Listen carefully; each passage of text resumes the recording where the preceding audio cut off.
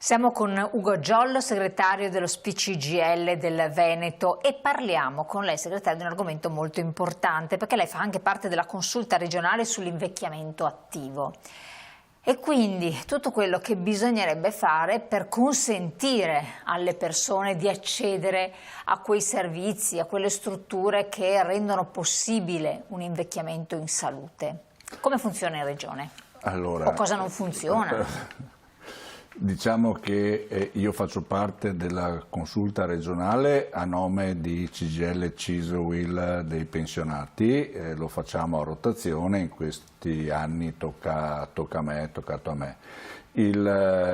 Una legge regionale ha approvato appunto questo meccanismo per cui la Regione del Veneto mette a disposizione circa 1 milione di euro all'anno per progetti legati all'invecchiamento attivo, in particolare da quest'anno, su 4 linee di indirizzo.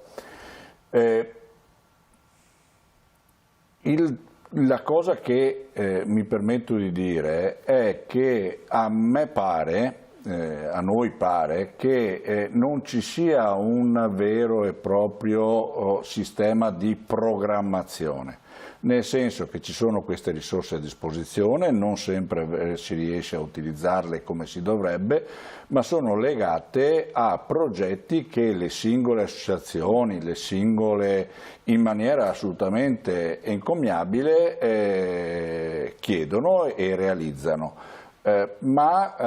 con l'impressione quasi che non ci sia invece un progetto più complessivo generale da parte della Regione. Sapendo che sono tanti i temi sull'invecchiamento attivo, dal tema della solitudine al tema del rimanere sempre attenti sul piano anche cognitivo, all'attività fisica, perché molte volte noi mettiamo in fila una serie di cose che dovrebbero fare gli anziani dopo i 65 anni per mantenersi in una condizione di benessere, però su tante di queste gli anziani si sentono oggettivamente da soli, e cioè nella condizione di risolvere i problemi che hanno. Magari spendendo molti soldi. Assolutamente spendendo molti soldi, perché se parliamo per esempio dell'attività fisica, molto spesso quello che avviene è che la singola persona deve pagarsi la palestra, certo, piuttosto che la piscina, piuttosto che il gruppo di cammino. Non è possibile, non è sostenibile.